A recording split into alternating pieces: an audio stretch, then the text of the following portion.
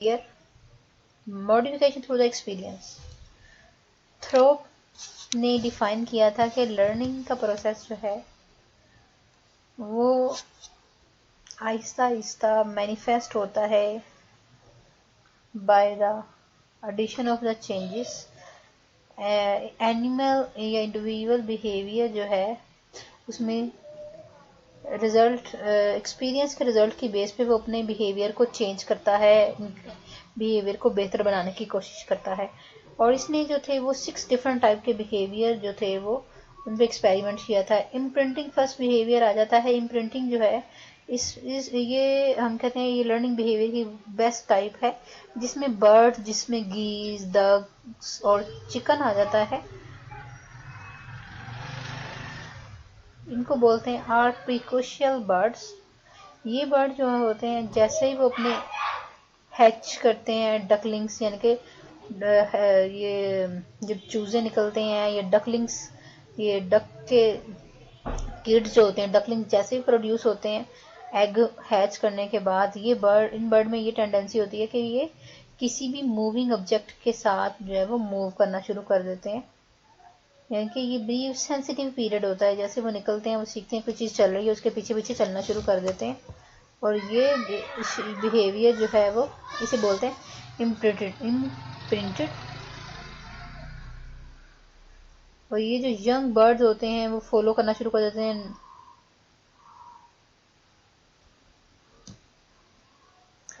इसी वजह से जो फर्स्ट मूविंग ऑब्जेक्ट इनकाउंटर होता है मदर बर्ड के साथ साथ ही ये उसको फॉलो करना शुरू कर देते हैं। अगर उसका पेरेंट उस टाइम वहाँ पे एब्सेंट हो तो यंग बर्ड जो हैं वो इम्प्रिंट कर लेते हैं अदर ऑब्जेक्ट, कोई और ह्यूमन बीइंग या इन एनिमेट कोई भी ऑब्जेक्ट जो है अगर वो मूव कर रहा हो तो उसके पीछे चलना शुरू कर देते हैं। ये इम्प्रिंटिंग होता है बिहेवियर, जिसमें एनिमल में शॉर्ट ड्यूरेशन में ही आफ्टर हैचिंग द एग वो सीख लेते हैं किसी भी मूविंग ऑब्जेक्ट के साथ मूव करना। हैबिचुएशन जो है वो सिंपल फॉर्म है लर्निंग की, और इसमें मॉडिफिकेशन होती है, बिहेवियर की ही मॉडिफिकेशन होती है। जब एक रिस्पॉन्स कोई भी रिस्पॉन्स नहीं होता बार बार स्टिमुलाई का, तो एनिमल जो है वो यूज़फुल हो जाते हैं उससे और वो बिहेवियर शो करना ख़त्म कर देते हैं। जिस तरह यहाँ पे 2 एग्जांपल दी हुई हैं स्नेल की, कि एक स्नेल जो है वो क्रॉलिंग करता है शीट पे और अपनी जो उसका ट्रैक जो होता है, उसका जो शेल होता है अपनी शेल के अंदर वापस चला जाता है जब हम टैप करते हैं। यानी कि ये एक्सपेरिमेंटली करके देखा गया था कि उसको शीशे के ग्लास पे मूव कर देखा रखा गया, फिर वो उसने मूव करना शुरू कर दिया। जब उस शीशे के ग्लास को टैप किया गया तो उसने मूव करना छोड़ दिया, वहीं पे अपने वापस चला गया अपने शेल के अंदर। एक कुछ सेकंड के बाद वो दोबारा से रिट्रैक्शन अगेन दोबारा से निकलता है और मूव करना शुरू कर देता है। जब दोबारा टैपिंग की गई तो उसने देखा कि कोई भी हार्म नहीं है, ये वैसे ही टैपिंग हो रही है, तो वो सीज करता है, कोई भी रिस्पॉन्स नहीं शो करता बल्कि चलता ही रहता है। दूसरा आ जाता है रोडेंट्स। रोडेंट्स जो हैं ये और एनिमल जो हैं ये रिस्पॉन्ड करते हैं अलार्म कॉल, यानी कि ये एक ग्रुप की फॉर्म में जब बाहर निकलते हैं तो एक एनिमल की जब अलार्म कॉल आती है कि कोई ख़तरा है तो बाकी एनिमल जो है वो अलर्ट हो जाते हैं किसी खतरे के लिए। जब लेकिन एनिमल कुछ देर के लिए जो है वो अलर्ट हो जाते हैं, लेकिन जब कोई डेंजर नहीं होता तो वो दोबारा से उस खतरे की कॉल या अलार्म कॉल, जब कोई दूसरा रोडेंट अलार्म कॉल कर रहा होता है तो उसको कोई रिस्पॉन्स शो नहीं करते, क्योंकि उन्हें पता है कि ये अलार्म कॉल को जो है वो कोई भी डैमेज काज नहीं कर रही, कोई भी आसपास खतरा नहीं है, उसको इग्नोर करना शुरू कर देते हैं। थर्ड आ जाती है conditioning and the condition reflex type 1 भी बोलते हैं इसको। इस कंडीशन में कंडीशनिंग और कंडीशन टाइप 1 में इररेलेवेंट स्टिमुलस, यानी कि कोई भी नेचुरल नहीं है, इनरेलेवेंट स्टिमुलस होता है जो कि एटोनोमिक रिस्पॉन्स शो करता है।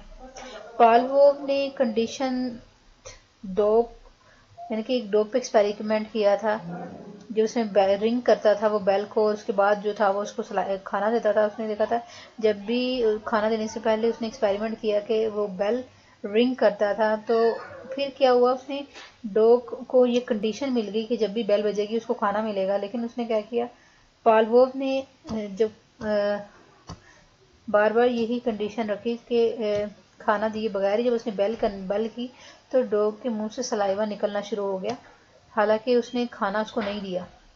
लेकिन जो खाना था, क्योंकि बेल में तो कोई भी ऐसी जो था प्रोटीन की खुशबू या कोई भी गोश्त का टुकड़ा नहीं था, लेकिन बेल एक कंडीशन मिल गई थी डॉग को कि इसके बाद उसको खाना मिलेगा। इस तरह का लर्निंग बिहेवियर जो है इसे बोलते हैं broaden the ability of the organism, और वो रिएक्ट करता है अप्रोप्रिएटली इन्वायरमेंटल चेंजेस को। ऑर्गेनिज्म उस कंडीशन की वजह से इन्वायरमेंटल रिस्पॉन्सेस को शो करता है। उसके बाद आ जाता है ऑपरेंट कंडीशनिंग टाइप 2 और कंडीशन रिफ्लेक्स टाइप 2।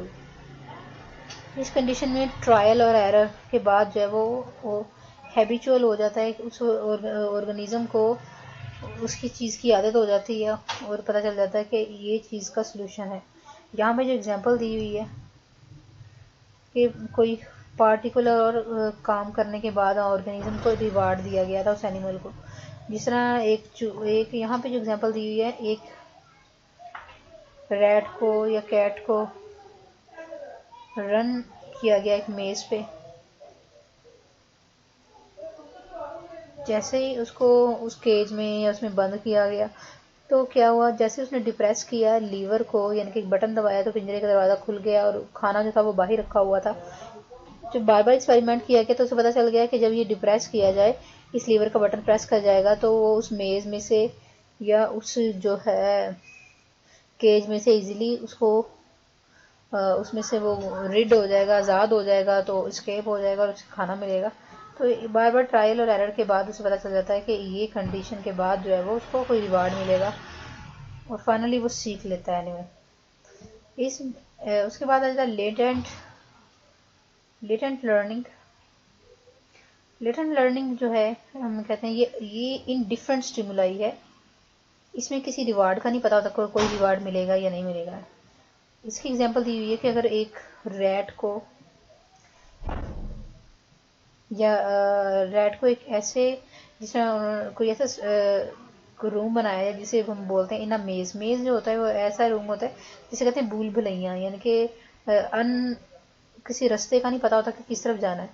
तो वो एनिमल को जब उसमें बंद किया जाता है तो वो उस मेज में, उस भूल भुलैया में जब इधर उधर वांडर कर रहा होता है, रैंडमली वो मूव करता है तो एक्सीडेंटली उसे फूड मिल जाती है।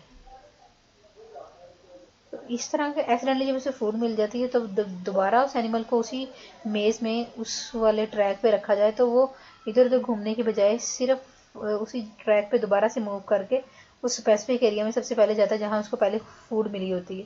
तो इस तरह के बिहेवियर को, जिसमें उसे सिचुएशन का पता ना हो और एक्सीडेंटली रिवार्ड मिले, वो उससे भी सीख लेता है।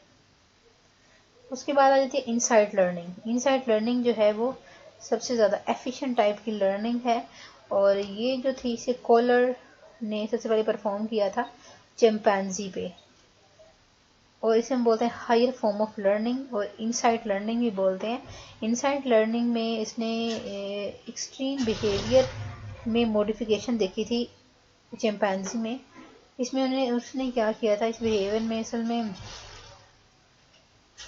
इस बिहेवियर में रीजनिंग, जिस तरह ह्यूमन सोचते हैं फिर किसी मसले का हल निकालते हैं, ये फ़र्ज करते हैं, कोई इमेजिनेशन करते हैं, फिर उस मसले का जो वो सोल्यूशन निकालते हैं, इसी तरह उन्होंने देखा कि एक मंकी को, उन्होंने एक चिंपैंजी को एक रूम में, एक केज में बंद कर दिया। वो केज की जो छत थी वो काफ़ी ऊंची थी।